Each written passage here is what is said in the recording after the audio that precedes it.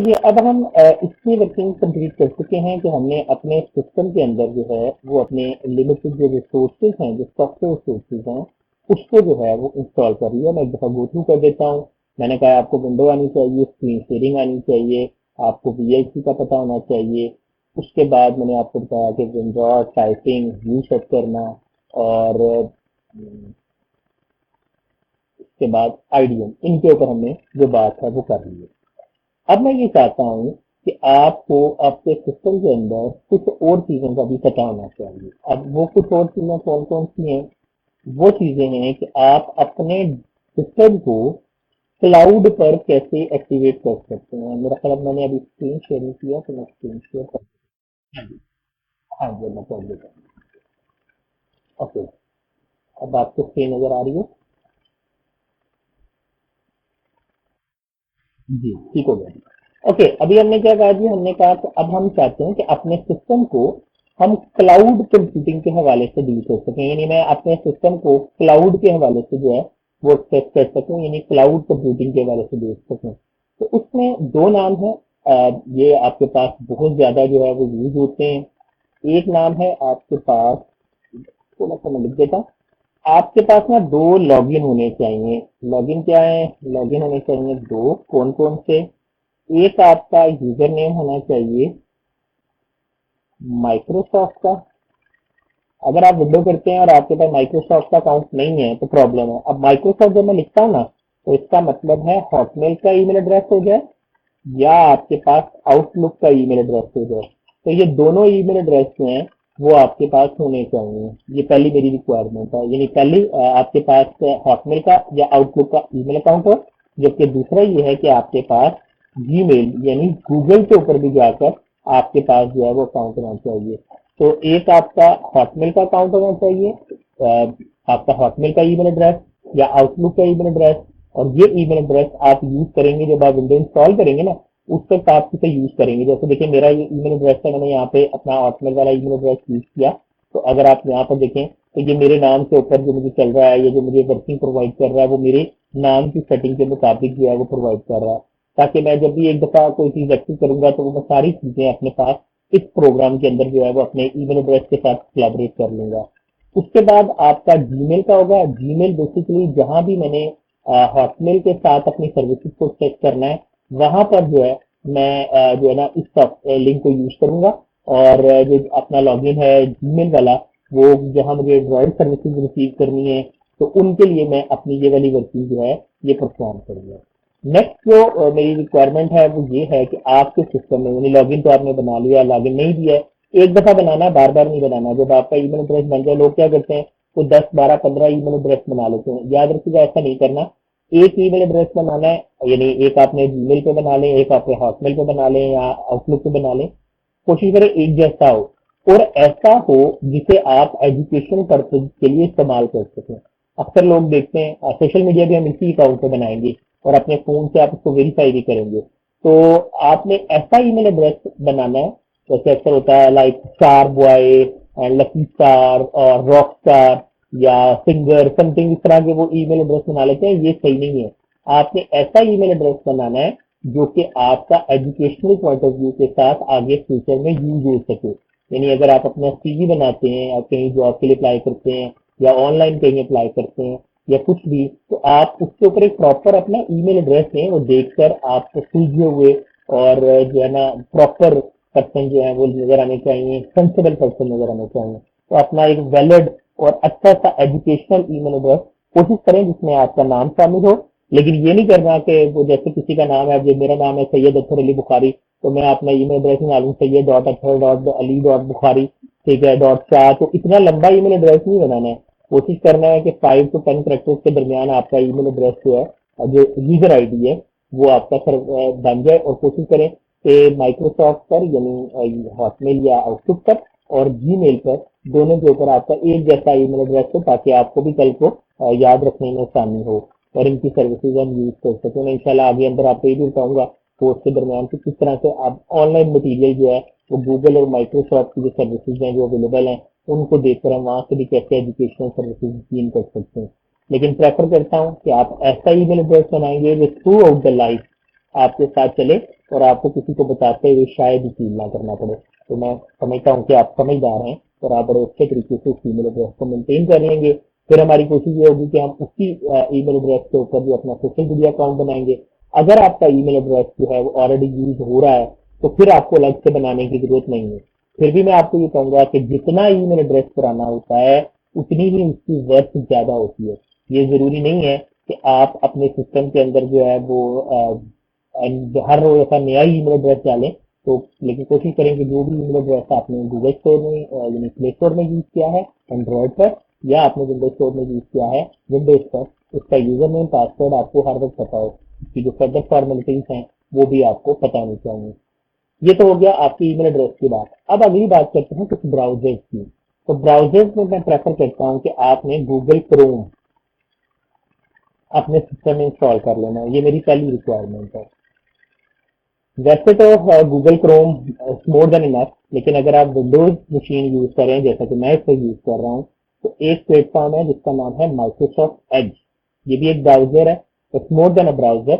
और अगर आप में से कोई जो है वो पाकिस्तान से बाहर होगा तो एज वाले आजकल काफी सर्विसेज जो है वो प्रोवाइड कर रहे हैं। इनकी एक वेबसाइट है, आप देख सकते हैं award.edge.com या award.microsoft.com पे जाएं तो वहां से वो गूगल एज की माइक्रोसॉफ्ट एज की प्रमोशन करने पर आपको पॉइंट्स देते हैं और उन पॉइंट्स के ऊपर आपको डिफरेंट इनामात भी मिलते हैं। लेकिन पहले ये सर्विसेज जो है वो सिर्फ अमेरिका के अंदर थी और उनकी कुछ स्टेट्स के अंदर थी, लेकिन अब कुछ और कंट्रीज में भी ये सर्विसेज अवेलेबल है।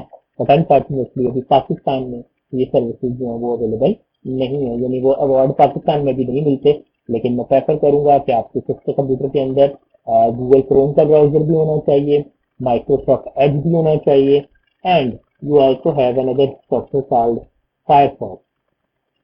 आपके ये तीनों होने चाहिए। अगर आप कहते हैं सर इसके अलावा कोई किस तरह के होंगे जी, इसकी इंस्टॉलेशन का प्रोसेस भी इन्हीं वीडियोज में आप देख लीजिएगा। यहाँ पर मैंने गूगल क्रोम इंस्टॉल करना ये बताया, गूगल 7th नंबर पे आपको मिल रहा है Google Chrome download configure and install.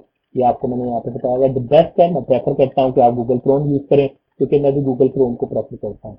लेकिन मजे की बात आपको बताता हूँ कि अगर आप में से कोई भी क्या करता है, यूज करता है ई बैंकिंग या नेट बैंकिंग यूज करता है या आई बैंकिंग यूज करता है, यानी वो आप इंटरनेट बैंकिंग के ऊपर अपना जो है वो बिलिंग वगैरह करते हैं, कोई बिल वगैरह जमा कराते हैं या अपनी ट्रांजेक्शन परफॉर्म करते हैं ऑनलाइन ट्रांजेक्शन, तो बैंक के साथ कॉन्फ़िगरेशन करने के लिए जो सबसे अच्छा चलने वाला सॉफ्टवेयर है या जो ब्राउजर आपको सबसे सिक्योरिटी प्रोवाइड करता है वो आपके पास फायरफॉक्स है। तो मैंने ये तीनों अपने पास इंस्टॉल किए हैं। ये कुछ तरह से लोगो आते हैं। फायरफॉक्स आपको जो है इस तरह नजर आता है, जो एज है वो आपको इस तरह नजर आता है और जो क्रोम है वो आपको इस तरह नजर आता है। क्रोम गूगल की प्रोडक्ट है, एज माइक्रोसॉफ्ट की प्रोडक्ट है, जबकि फायरफॉक्स जो है ये आपका ओपन ब्राउजर है। 2005 का ये बेहतरीन सॉफ्टवेयर था। तारीख में अगर आप 2005 का बेहतरीन सॉफ्टवेयर देखें तो फायरफॉक्स को ये अवार्ड दिया गया, that was the number 1 software in 2005। तो इसके अलावा कुछ और भी हैं। इसमें एक है आपके पास, वो है, चले तीन आप लाजमी कर लीजिएगा, मैं ऑप्शनली बता देता हूँ। वैसे कुछ लोग कहते हैं इसका नाम है बेदू। बेदू वो भी आप यूज कर सकते हैं। एक है उसका नाम है यंडेक्स, वो भी आप यूज कर सकते हैं। इस जमाने में 2012-13 में मैं यूज करता रहा ब्राउजर, मुझे बड़ा पसंद था। इसका नाम था कॉमिक बर्ड, आप वो भी यूज कर सकते हैं।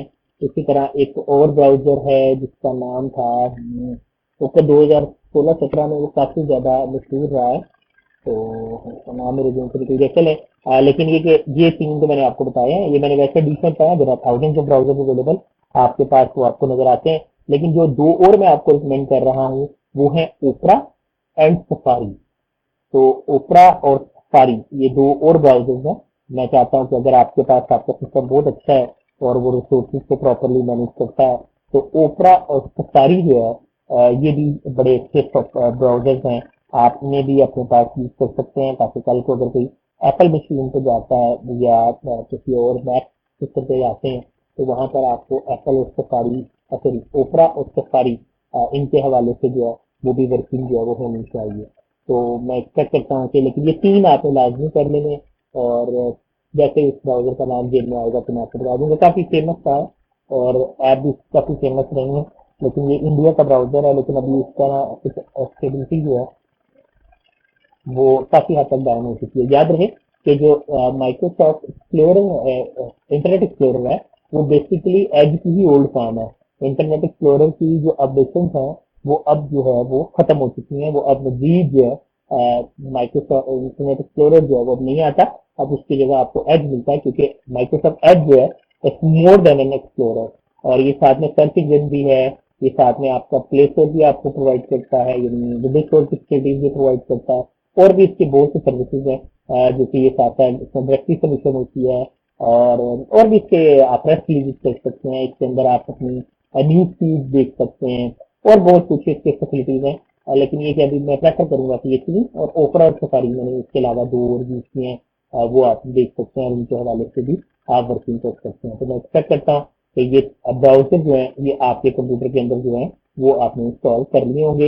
एक का डेमोस्ट्रेशन मैंने कर दिया है, एज आपके पास ऑटोमेटिक रहता है, फायरफॉक्स का सेटअप बिल्कुल सिंपल है। तो आप इस तरह से अपने सिस्टम के अंदर जो है वो ये वर्किंग जो है वो देख सकते हैं। उसके बाद जो अगला सॉफ्टवेयर मैं चाहता हूँ कि आपके सिस्टम में मौजूद होना चाहिए, उस सॉफ्टवेयर का नाम है इन पेज।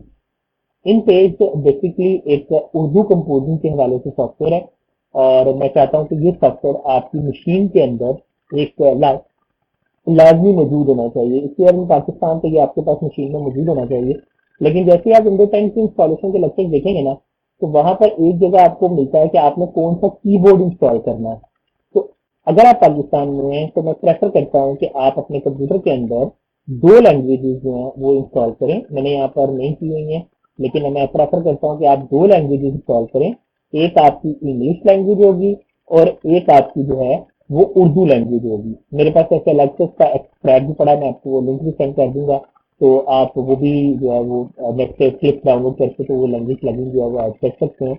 तो इंग्लिश और उर्दू ये दो मैं चाहता हूँ कि आप लैंग्वेज में अपने पास कीबोर्ड लेआउट को जो है वो अपने पास इंस्टॉल करें। लेकिन अगर आपने सिर्फ इंग्लिश किया तो इंग्लिश आपने इंग्लिश यूएस करनी है। तो that one is the prefer one. आपने इंग्लिश यूएस जो है वो आपने परफॉर्म करनी है, और इसके हवाले से आपने जो अपना वर्कआउट है वो डील करना है, या इसके हवाले से आपने अपनी वर्किंग परफॉर्म करनी है। इन पेज कैसे इंस्टॉल किया जाता है इसके हवाले से complete working step by step इसकी इंस्टॉलेशन मेथड जो है वो मैंने आपको प्रोवाइड कर दिया है। बेसिकली इन पेज को उर्दू कंपोजिंग करने के लिए जो है वो इस्तेमाल किया जाता है, यानी उर्दू कंपोजिंग के हवाले से आपका ये सॉफ्टवेयर जो है वो यूज होता है। अभी हम बात करने लगे थे, थोड़ी बातों बातों में बात इधर हो गई।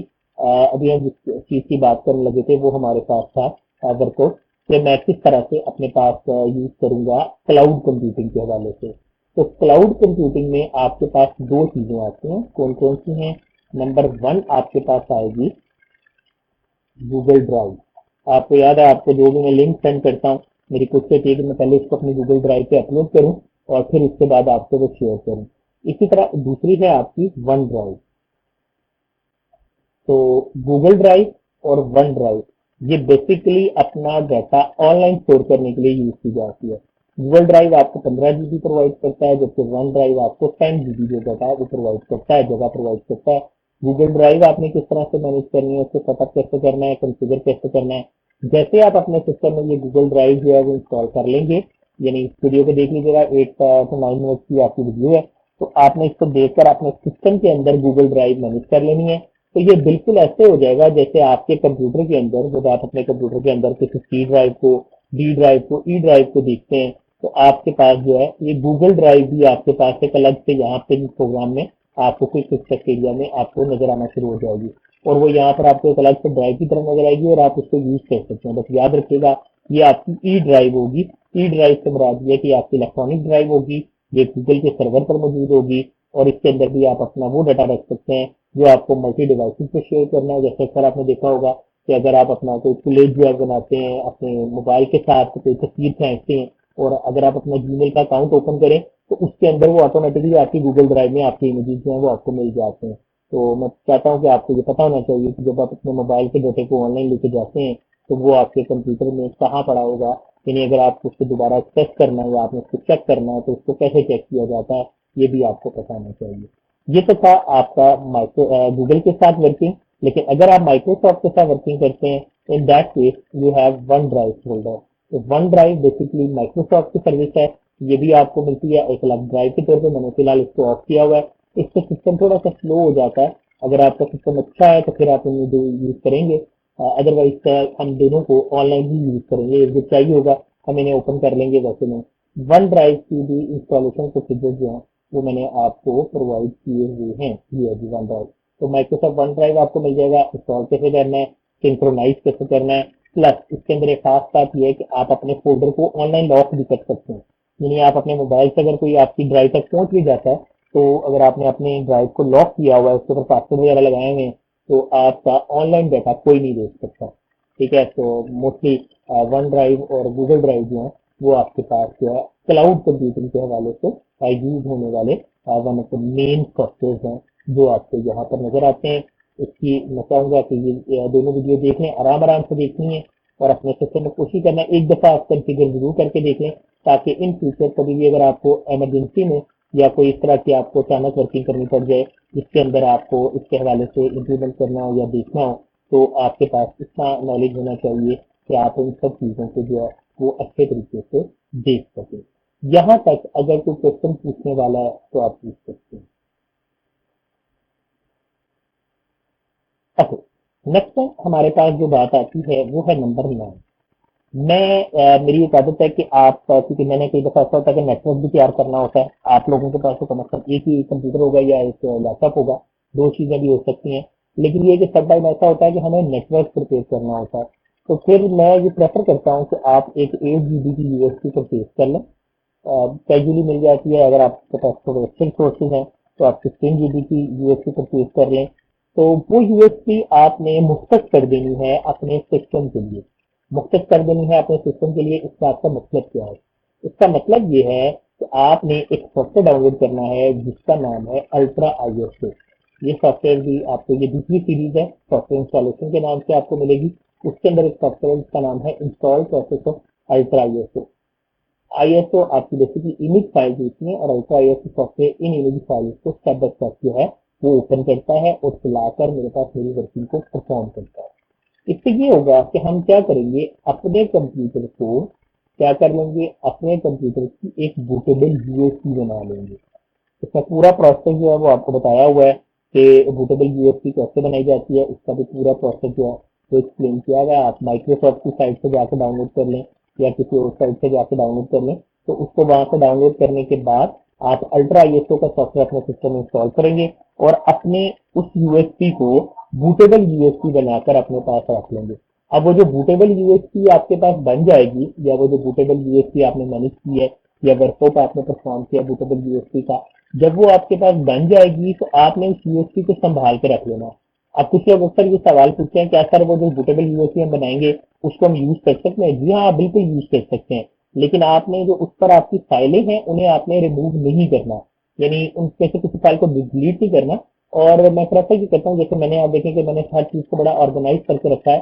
तो क्योंकि कल को अगर आपको अपना सिस्टम खुद प्रिपेयर करना पड़ता है तो आपको सारे सॉफ्टवेयर को वेल एंड मेंटेन्ड करके रखना पड़ेगा। एक लिस्ट बना के रखें जो जो सॉफ्टवेयर आपसे रिलेटेड है, जो जो चीज आपको चाहिए है, कौन कौन से सॉफ्टवेयर है, कब आपने कौन सा ऑफर करते हैं, कभी किसी की जरूरत है तो आप उसको फौरन प्रोवाइड कर सकें, या आपको कभी जरूरत पड़े तो आपको नेट से नहीं मिल रहा, डाउनलोडिंग में प्रॉब्लम आ रही है, तो आपके पास इसका जो सेटअप है वो मौजूद होना चाहिए। आप इसे यहाँ से जाकर डाउनलोड करें और आप अपने पास जो है वो डील कर सकते हैं। क्योंकि मेरा ये ज्यादा काम है तो मैंने एक बकायदा पोर्टेबल ड्राइव जो है 500 GB की वो इस मकसद के लिए मुख्तस की हुई है कि हमने उसको बूटेबल ड्राइव के तौर पर बना के भी रख लिया हुआ है। उसमें सारे सॉफ्टवेयर का डाटा भी रखा हुआ है ताकि कभी भी किसी को किसी भी वक्त की जरूरत पड़ती है तो वो गेन कर सके।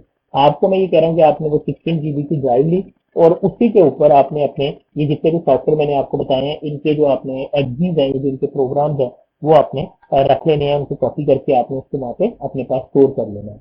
तो इस तरह से कल को अगर कभी भी आपके सिस्टम में कोई क्रैशिंग होती है या कोई वायरस आ जाता है या कोई इस तरह की प्रॉब्लम होती है, तो अगर आप वेल इक्विप्ड होंगे, आपको कोई सॉफ्टवेयर डाउनलोड नहीं करना पड़ेगा, हर चीज आपके पास पहले से मौजूद होगी, बूटेबल यूएसबी बनी होगी, तो मुझे उम्मीद है कि 3 से 4 घंटे के अंदर आप अपने कंप्यूटर को दोबारा से इस काबिल कर लेंगे कि वो नए सिरे से अपनी वर्किंग को प्रॉपरली परफॉर्म करने के तैयार होगा और आपको कोई इतना ज्यादा हजल एंड बजल का सामना भी नहीं करना पड़ेगा। तो मैं प्रेफर करता हूँ कि आप एक बूटेबल यूएसबी बनानी भी सीखेंगे, ये आपको आनी भी चाहिए।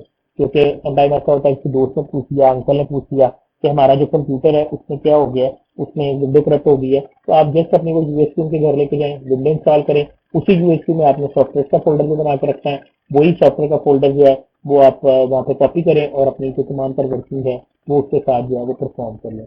लेकिन याद रखिएगा ये यूएसपी आपने कैजुअली लोगों के साथ शेयर नहीं करनी, क्योंकि कई दफा ऐसा होता है कि लोगों के कंप्यूटर्स के अंदर जो है वायरस होता है। तो जब आप वो यूएसपी लगाएंगे तो बेसिकली जो वायरस या इन्फेक्टेड प्रोग्राम होते हैं वो आपके सिस्टम की एक्जी फाइलों को, जो आपकी यूएसपी की एक्जी फाइल्स होती हैं, जैसे बूट डॉट INI फाइल्स होती हैं, इंटीग्रेटेड फाइल, ये उनको करप्ट कर देता है या उनको हाइड कर देता है या उनको खराब कर देता है, जिससे आपकी बूटेबल यूएसपी बूट नहीं करेगी और फिर आपको दोबारा से नए सिरे से जाकर अल्ट्रा ISO की मदद से अपने सॉफ्टवेयर को दोबारा से जो है वो उसकी मदद से अपनी बूटेबल जो यूएसपी है वो नए सिरे से बनानी पड़ेगी। तो मैं प्रेफर करता हूँ कि ये 3.5 मिनट का एक लेक्चर बनता, 3.25 मिनट का, तो ये आपने यहाँ देखे ना, और आप में से हर एक को जो है वो बूटेबल यूएसपी जो है वो भी बनानी आनी चाहिए। यहाँ तक अगर कोई बात पूछने वाली है तो आप पूछ सकते हैं।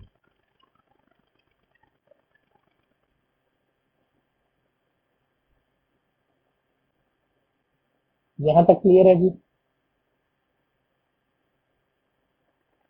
ओके, नेक्स्ट टाइम हमारे पास जो आता है जी वो सबसे ज्यादा अहम चीज है, वो है आपने माइक्रोसॉफ्ट ऑफिस अपने पास इंस्टॉल करना।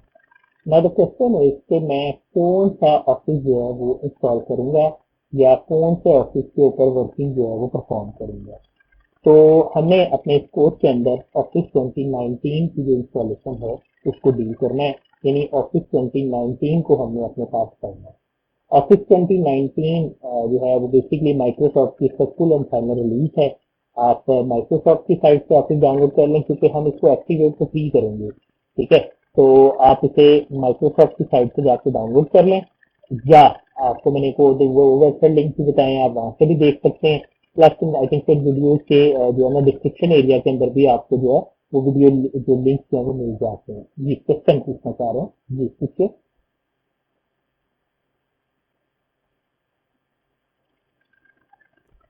ओके जी, तो नेक्स्ट कंटिन्यू करते हैं वहीं से ऑफिस से, फिर दोबारा से। तो मैंने यहाँ पर आपको पूरी इससे ऑफिस को डाउनलोड कर लेना है और फिर आपने उसको इंस्टॉल करना है।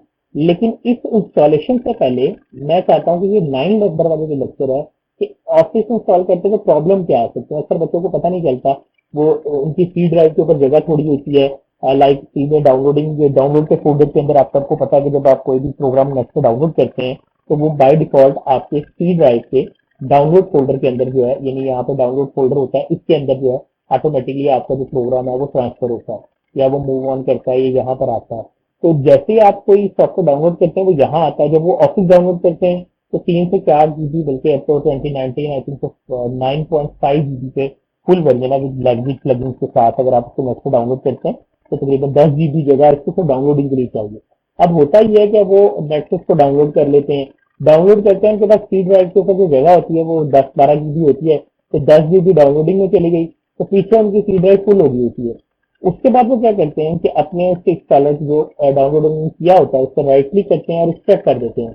वो राइट क्लिक करके एक्सट्रैक्ट करने से ये होता है कि एक्सट्रैक्ट भी कई दफा हो जाता है, अगर 20 GB जगह थी तो एक्सट्रैक्ट भी हो गया। लेकिन जब वो इंस्टॉल करने लगते हैं तो उनको अक्सर रन टाइम पे प्रॉब्लम आती है। अक्सर मुझे फोन आता है कि सर ये मसला आ गया है, ये प्रॉब्लम हो गई है, ये एरर आ रहा है। तो मैं एक दफा आपको रिकमेंड करूंगा कि ये 13 मिनट की एक वीडियो है, ये आपने एक दफा जरूर देख लेनी है, ताकि आपको ये आइडिया हो जाए कि किस क्या क्या प्रॉब्लम आ सकती है, अगर कोई मैसेज आता है तो वो क्या है, या किस तरह का आपको जो है वो सोल्यूशन जो है वो डील आउट करना है, कौन कौन से वो मसले मसाइल हैं जो आपको पेश आ सकते हैं। तो आपने इसको एक दफा देख लेना है और कोशिश करनी है कि जब आप अपने सिस्टम की सी ड्राइव पर ऑफिस इंस्टॉल करें, मैंने आपको बताया था कि आपने जब विंडो इंस्टॉल करनी है तो आपने अपने कम अज कम 4 GB जगह जो है उसके लिए मुख्त करनी है, या इसे ज्यादा कर दें तो मच बेटर। लेकिन ये क्या कहते हैं कि 200 से ऊपर ना जाए, क्योंकि इससे ऊपर जाएंगे तो फिर सिस्टम की परफॉर्मेंस कभी स्पीड पे भी फर्क आना शुरू हो जाता है। अगर आपकी 500 GB तक हार्ड है तो मैं रिकमेंड करता हूँ कि 1 GB 1.2 यानी जीबी जो है आप 1.2 उसको 20 GB कम अज कम जो है वो आप सी ड्राइव को दे दें और बाकी ड्राइव अपने डाटा के लिए सॉफ्टवेयर के लिए रख लें। तो सी फ्री होनी चाहिए आपकी, तो उसके ऊपर आप इसको डाउनलोड करें और फिर सी पर ही ऑफिस कोशिश करें इंस्टॉल करें।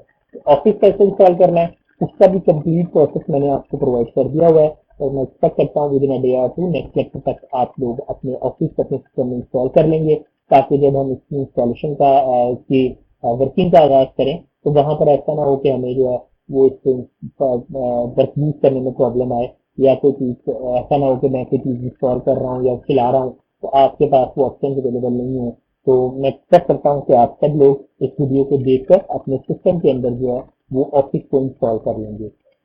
उम्मीद करते हैं कि ये आज का हमारा लेक्चर था जो यहाँ पर हमारा कंप्लीट होता है। और आज हमने ये कंप्लीट बात की कि किस तरह से मैं फ्यूचर कंपटीशन करने के लिए अपने पास इन चीज़ों को डील करूंगा और किस तरह मैं आने वाले वक्त को फेस कर सकता हूँ, आने वाले वक्त का मुकाबला कर सकता हूँ। मैं एक बार फिर बता देता हूँ, आपने वही चैनल वाला पेज ओपन करना है, उसमें आपने प्ले लिस्ट में जाना है और दो प्ले लिस्ट मैंने आपको प्रोवाइड की हैं।